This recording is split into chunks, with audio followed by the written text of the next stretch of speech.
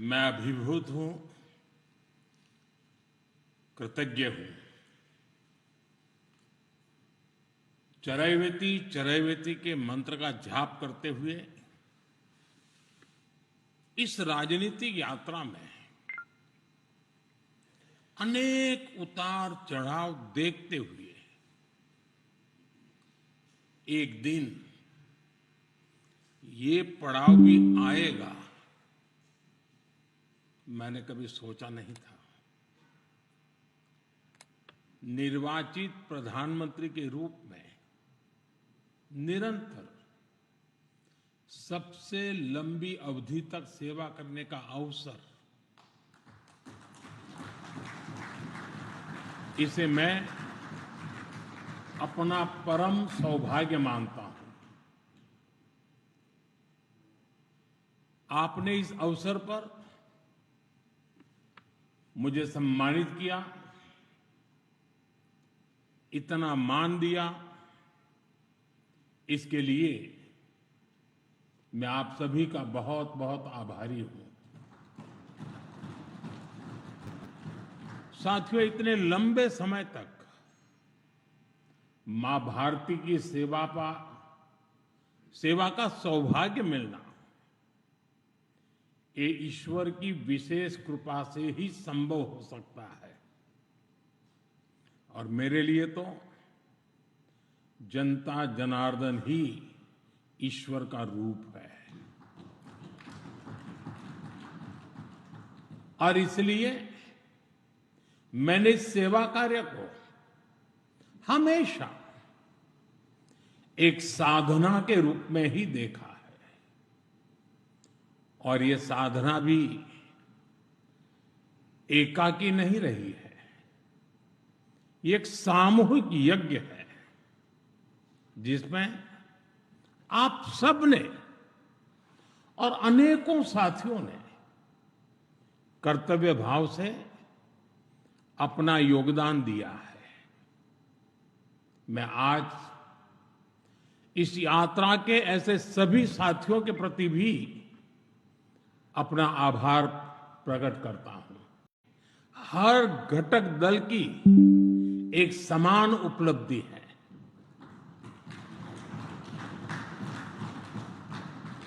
इसलिए मैं इस प्रस्ताव को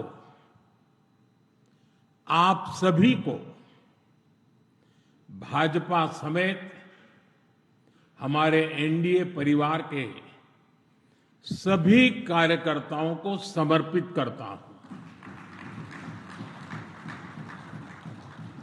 साथियों, भारत की जनता का निरक्षीर विवेक हमेशा अद्भुत रहा है।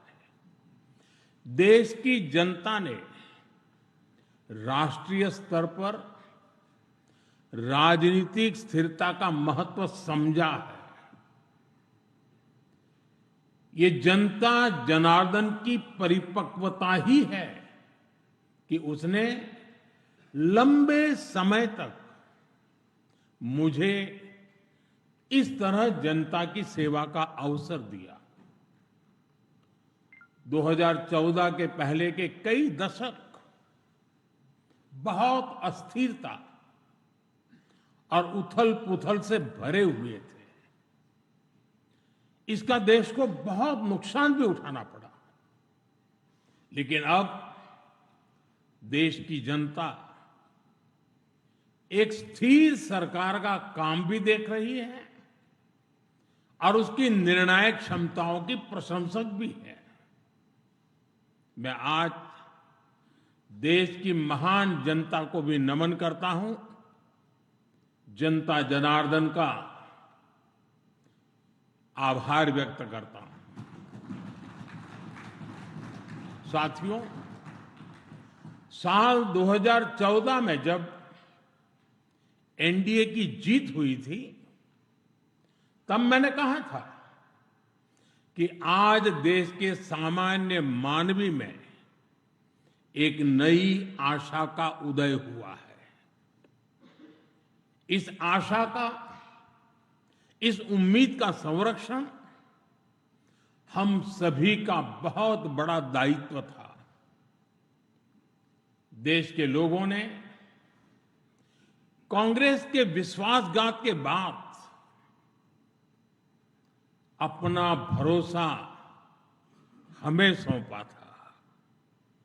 मुझे आज संतोष है, गर्व है कि एनडीए परिवार के तौर पर हमने देश के विश्वास को हमेशा और मजबूत किया है।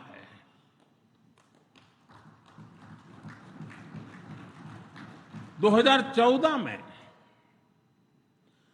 आशा का उदय होता सूरज आज नए आत्मविश्वास के प्रकाश पुंज में बदल गया है।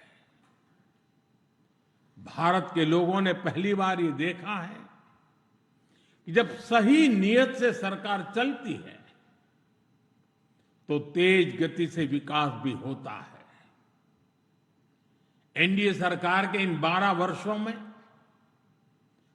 25 करोड़ से भी पूरे होंगे और मैं मानता हूं कल जो गरीब था आज जो न्यू मिडिल क्लास बना है उसे अब हमें पीछे नहीं होने देना है। इसलिए सरकार के नाते, जनप्रतिनिधि के नाते हमें दिन रात काम करना है, परिश्रम की पराकाष्ठा करनी है और इस संकल्प के साथ कि 140 करोड़ का ये देश हमसे जो उम्मीदें लगाए बैठा है वो जरूर पूरी हो। भारत का युवा, भारत की नारी शक्ति, भारत का मध्यम वर्ग, भारत के किसान, सबकी आकांक्षाएं, उनकी एस्पिरेशंस हमें पूरी करनी है। आज देश का हर नागरिक विकसित भारत के सपने से भरा हुआ है। विकसित भारत का सपना अब किसी एक व्यक्ति का, कांग्रेस ने देश को लाचारगी, बेचारगी और हीन भावना के गर्त में गिरा दिया था। देश को यही एहसास कराया जाता था कि भारत में विकास धीरे धीरे ही होता है, भारत में तेज विकास संभव ही नहीं है। और बड़ी ही चतुराई से इस धीमी विकास को एक नाम दिया था, हिंदू ग्रोथ रेट, यानी कार्यशैली कांग्रेस की, दायित्व कांग्रेस का, विफलता कांग्रेस की, लेकिन कलंक देश की बड़ी हिंदू आबादी के नाम लगाया गया। जबकि असल में इस कुसंस्कृति का नाम होना चाहिए था कांग्रेस ग्रोथ रेट। इस कांग्रेस ग्रोथ रेट में ना गवर्नेंस थी, ना नीति, ना नियत और ना ही निर्णय। साथियों, पहली बार अटल जी के नेतृत्व में एनडीए सरकार आई, तब जाकर हमें एक झलक दिखी कि विकास में गति कैसे आती है। लेकिन दुर्भाग्य से 2004 में देश फिर से अस्थिरता के बवंडर में और कांग्रेस के शिकंजे में फंस गया। विकास तो दूर की बात है, देश को कांग्रेस ने एक के बाद एक हजारों करोड़ रुपए के घोटालों में घसीट दिया। साथियों, देश का भाग्य फिर तब बदला जब 2014 में एनडीए की सरकार बनी।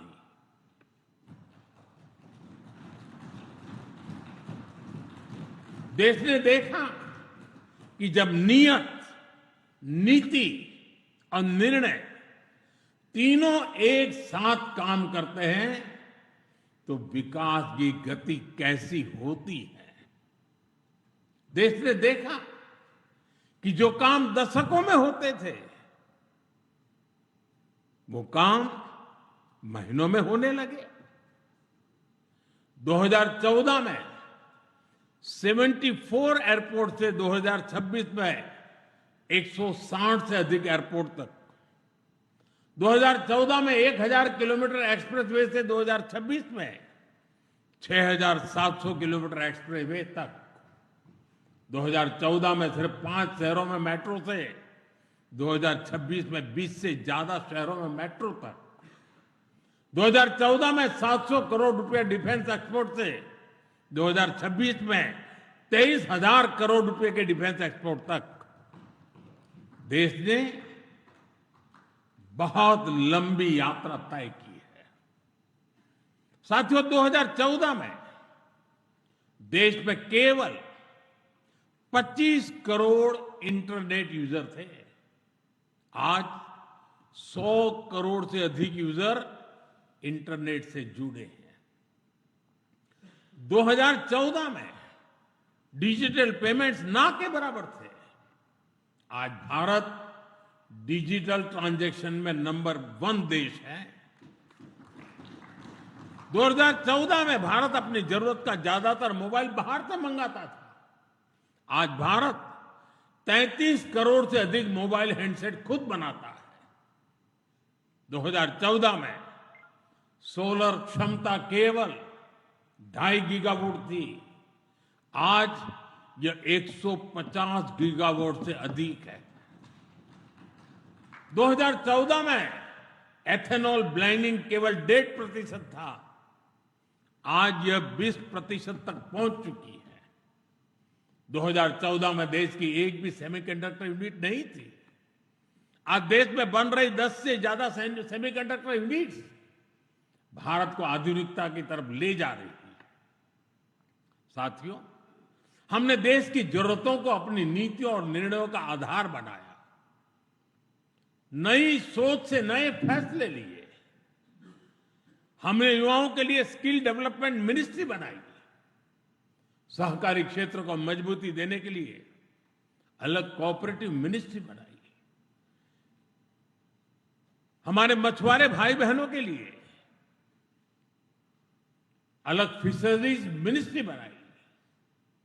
हमारा फोकस क्लियर था, विकास की इस दौड़ में कोई पीछे न छूटे। साथियों, हमने दिव्यांगजनों के लिए कानून बनाया। आदिवासियों के लिए जनमन जैसी योजनाएं शुरू की। पशुपालकों और मछुआरों को पहले किसान क्रेडिट कार्ड का लाभ नहीं मिलता था। हमने उन्हें भी सुविधा से जोड़ा। और इतना ही नहीं, हमारी सरकार ने रेहड़ी पटरी वालों को भी स्वनिधि क्रेडिट कार्ड की सुविधा दी। साथियों, सवाल यह है कि अगर 12 साल में इतना कुछ हो सकता है तो फिर दशकों तक क्यों नहीं हुआ। ये कांग्रेस ग्रोथ रेट और एनडीए ग्रोथ रेट का अंतर है। एक व्यवस्था लोगों को इंतजार कराती थी। आज की व्यवस्था परिणाम दिखाती है। एक व्यवस्था काम अटकाती भटकाती थी। आज की व्यवस्था कहती है काम अभी होगा, समय पर होगा और बड़े पैमाने पर होगा। और इसलिए साथियों, 2014 से 2026 की कहानी केवल आंकड़ों की कहानी नहीं है। यह उस भारत की कहानी है जिसने पहली बार अपनी पूरी क्षमता के साथ दौड़ना शुरू किया है।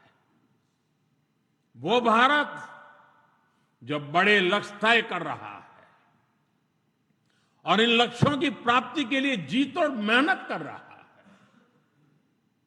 साथियों, एनडीए के 12 वर्षों की उपलब्धियों की एक और विशेषता है हमें ये उपलब्धियां वैश्विक अस्थिरता और अशांति के दौर में हासिल हुई है।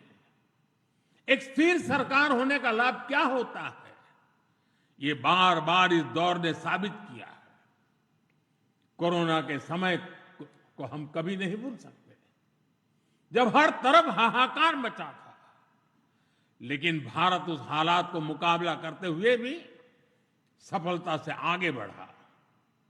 साथियों, दुनिया के बड़े बड़े देशों की अर्थव्यवस्थाएं संघर्ष कर रही है, तब भी 2025-26 में भारत ने 7.7% की ग्रोथ रेट हासिल की है।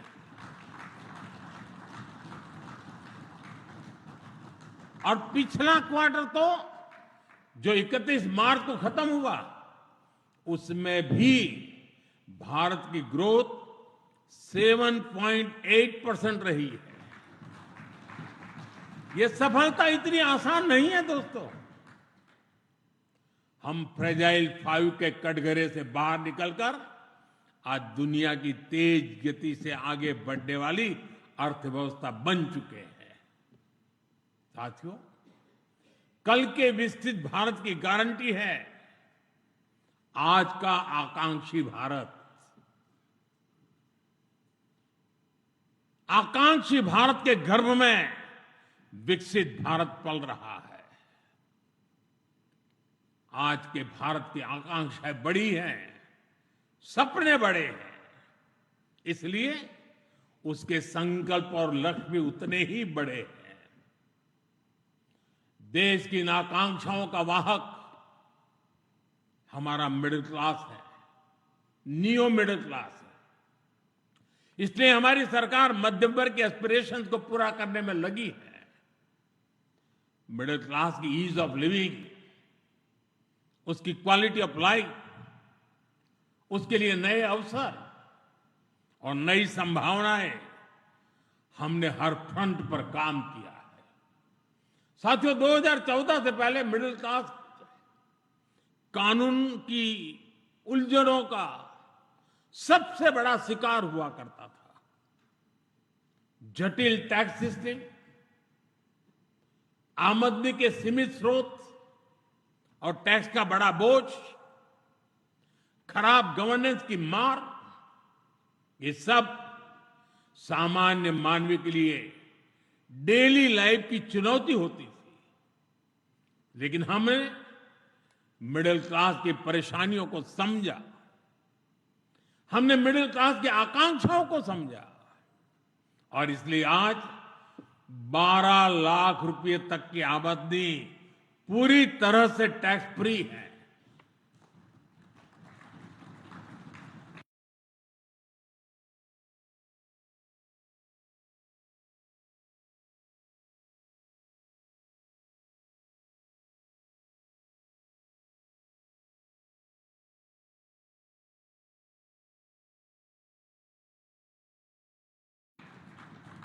आज देश में सरल और फेसलेस टैक्स सिस्टम है।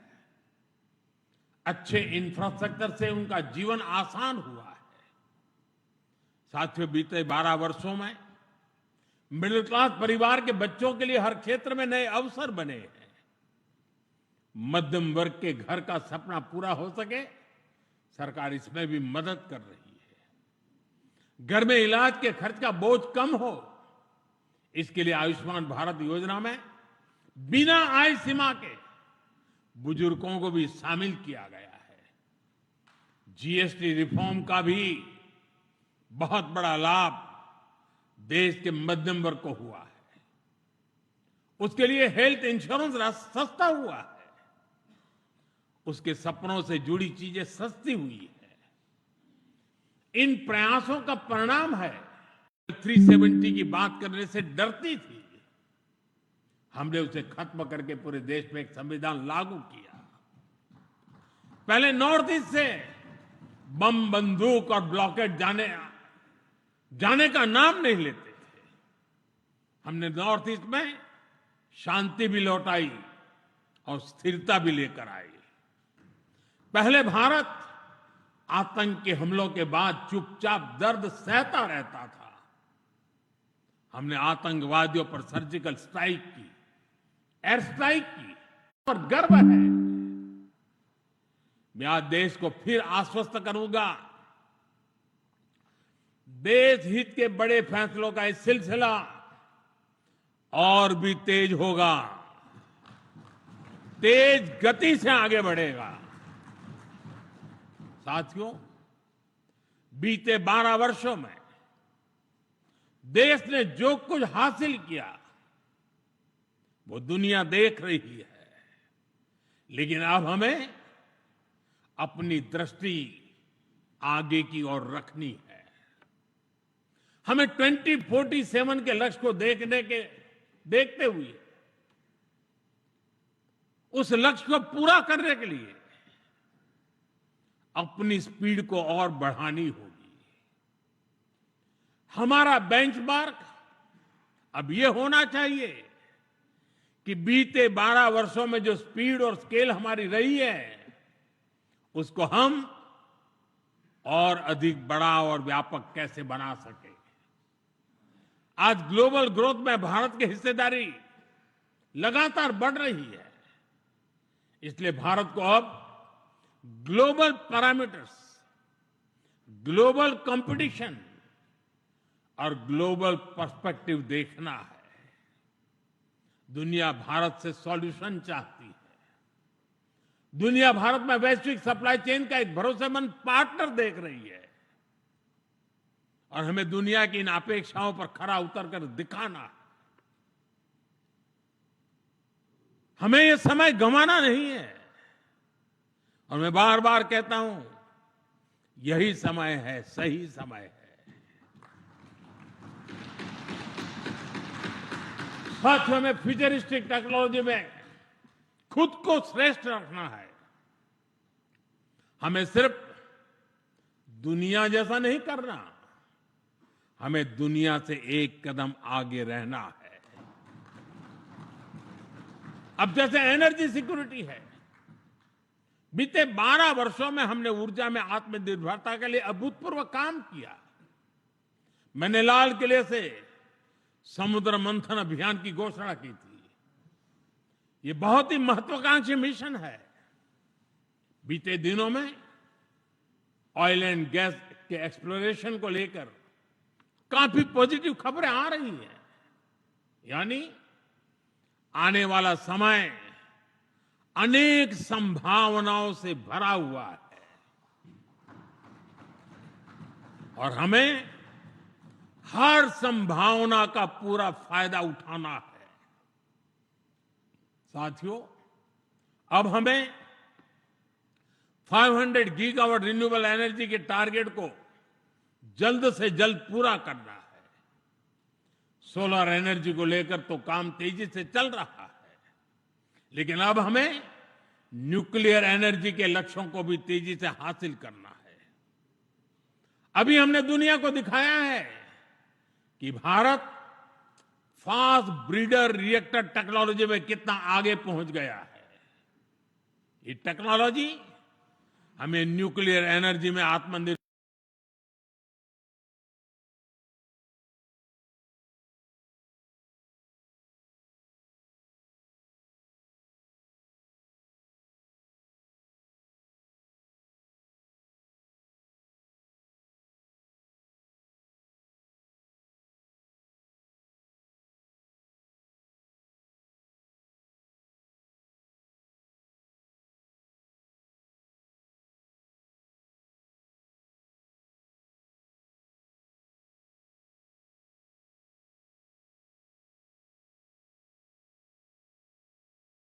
निर्भरता की तरफ ले जाएगी।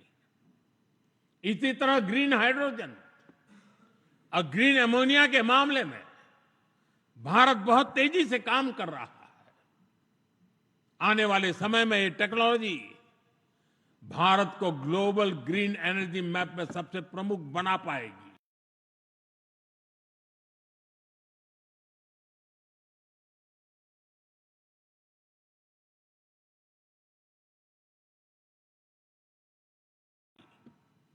और इनाम बनना पक्का है साथियों।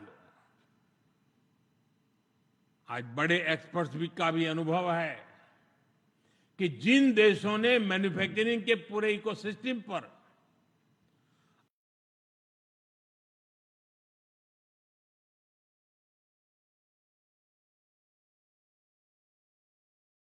अस्सी नब्बे के दशक में काम किया, उन्हें उसका फायदा इस सदी में मिलना शुरू हुआ। भारत ने 10-12 वर्ष पहले जिस इकोसिस्टम पर काम करना शुरू किया, उसका लाभ अब देश को मिलना शुरू हो गया। 2014, 15, 16 के कालखंड में जो बात नींव डाली गई,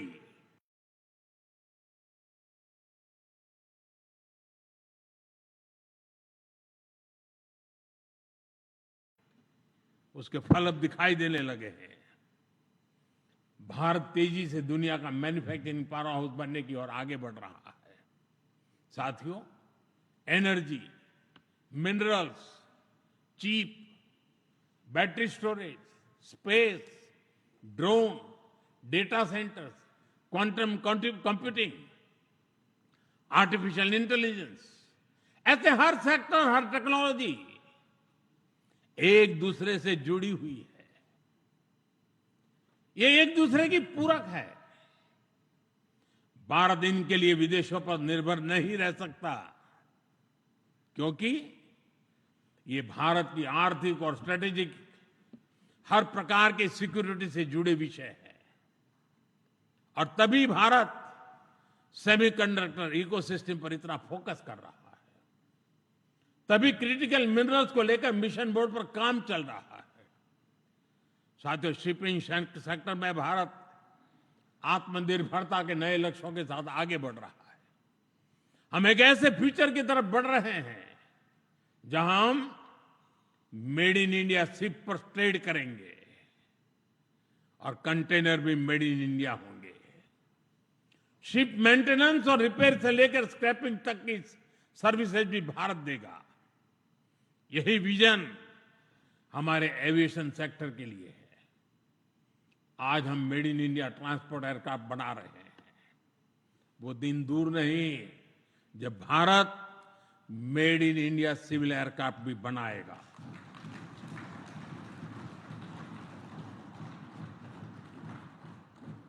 देशवासी मेड इन इंडिया विमान में ही यात्रा करेंगे, वो दिन मैं देख रहा हूं। जो साथियों, ये सदी टेक्नोलॉजी की है, डेटा की है। आज विश्व के सबसे बड़े और आधुनिक डेटा सेंटर्स भारत में बन रहे हैं। यही भारत की ग्लोबल सप्लाई और वैल्यू चेन का मजबूत पिलर बनाएगी। हमने यूपीआई के माध्यम से दुनिया को दिखाया है कि भारत कम से कम और कम से कम समय में टेक्नोलॉजी का इतना विस्तार कर सकता है। हमने दिखाया है कि हमारे युवाओं का सामर्थ्य क्या है। अब एआई, डीप टेक और एडवांस टेक्नोलॉजी में हमारे युवा नया दमखम दिखाने के इरादे से आगे बढ़ रहे हैं। साथियों, आने वाले समय में दो और सेक्टर्स में भारत का सामर्थ्य पूरी दुनिया देखेगी। ये सेक्टर है टूरिज्म और स्पोर्ट्स। ये दोनों भारत की इकोनॉमी के मजबूत पिलर बनेंगे। विशेष रूप से कॉन्फ्रेंस, एग्जीबिशन और कॉन्सर्ट के मामले में भारत एक ग्लोबल डेस्टिनेशन बनने के लिए अब पूरी तरह सज रहा है। आधुनिक इंफ्रास्ट्रक्चर से सेक्टर को बहुत पुश मिलेगा और स्पोर्ट्स में तो भारत के युवा कमाल का प्रदर्शन कर रहे हैं और हर दिन उनकी परफॉर्मेंस निखरती जा रही है। भारत दुनिया की बिगेस्ट स्पोर्ट्स लीग की धरती बनता जा रहा है। आने वाले सालों में हमारी ये ख्याति और बुलंद होगी। ओलंपिक्स के लिए हमारी तैयारियां भी भारत की एस्पिरेशन का ही प्रतिबिंब है।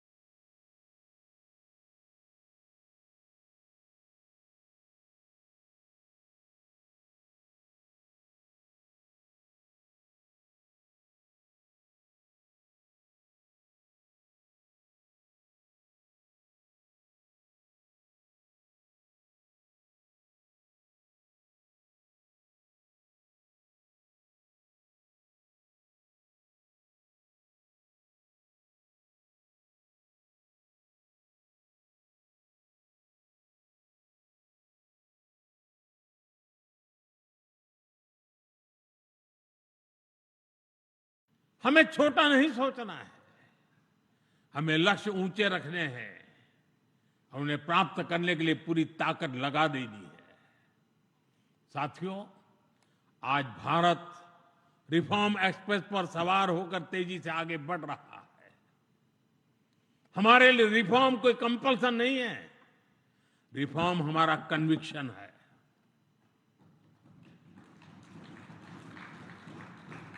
और देश भी निरंतर रिफॉर्म्स को सपोर्ट कर रहा है। साथियों, देशवासियों की सहभागिता की हमारी बहुत बड़ी शक्ति है। ये 12 वर्ष सरकार और समाज की सहभागिता का उत्सव मनाने वाले रहे हैं। बीते 12 वर्षों में मैंने जो भी सहयोग देश से मांगा, देशवासियों ने दिल खोल करके साथ दिया है। मैंने स्वच्छता का आग्रह किया तो पूरा देश निकल पड़ा। मैंने देश से डिजिटल पेमेंट अपनाने के लिए आह्वान किया तो भारत रियल टाइम ट्रांजैक्शन में दुनिया में सबसे आगे निकल गया। मैंने कोरोना महामारी के दौरान एकजुटता का, संयम का आग्रह किया तो देश ने एकजुट होकर उस महामारी का सामना किया। जनता ने कभी हमें निराश नहीं किया। साथियों, आने वाले समय में भी इसी जन विश्वास और जन भागीदारी के साथ हमें आगे बढ़ना है। सबका साथ, सबका विकास, सबका विश्वास और सबका प्रयास, ये हमारा मंत्र रहा है। सबका प्रयास ही विकसित भारत के निर्माण की असली ऊर्जा है। हमें हर राज्य, हर शहर, हर गांव को जोड़ना है।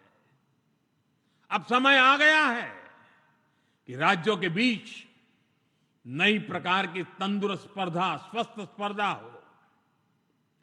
स्पर्धा इस बात की हो कि कौन सा राज्य सबसे तेजी से $1 ट्रिलियन इकोनॉमी बनता है।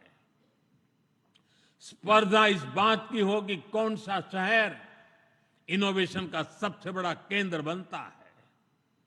स्पर्धा इस बात की हो कि कौन सा क्षेत्र रोजगार सृजन में सबसे